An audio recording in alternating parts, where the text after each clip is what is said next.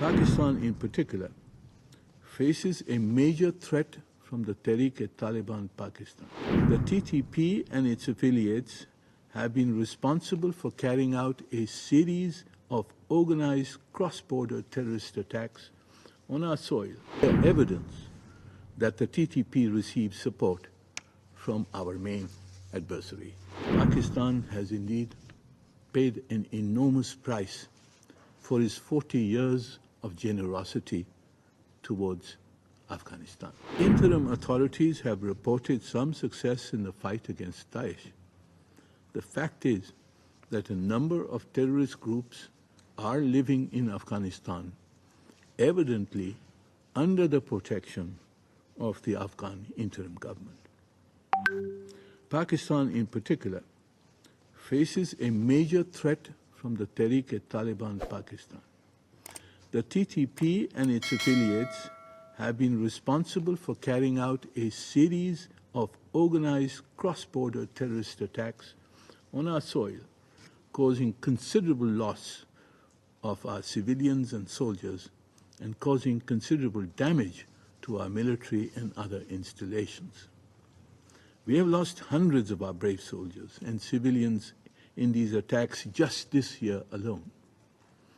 And last week, a TTP-affiliated group carried out a heinous attack on our security personnel in Dera Ismail Khan, resulting in the loss of more than 23 precious lives.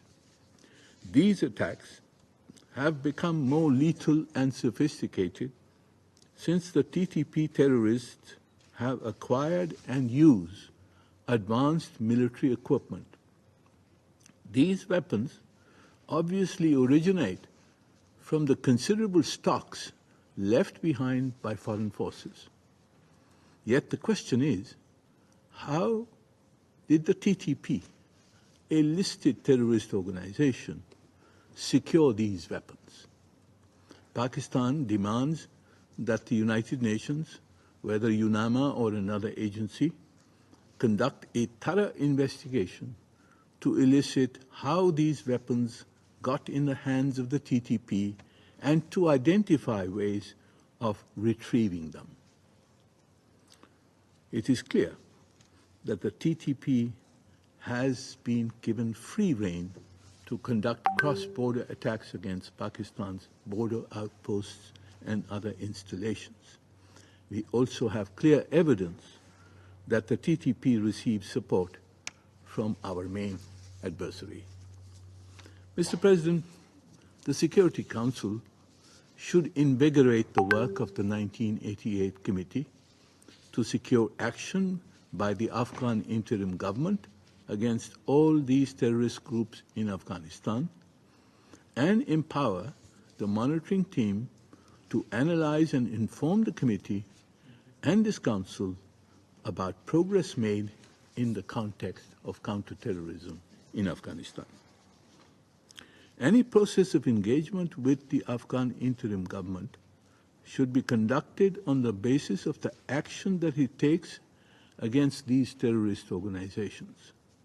Else, we will see the recurrence and proliferation of terrorism from Afghanistan, as happened prior to 9/11, threatening not only the region, but the entire world.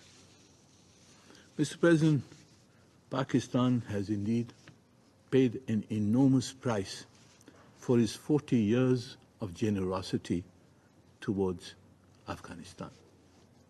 After 40 years, we continue to host 1.4 million registered Afghan refugees with little or no support from the international community. Since the Afghan interim government claims that peace has been restored in Afghanistan, it should work with the High Commissioner for Refugees to make preparations for the early repatriation of these Afghan refugees.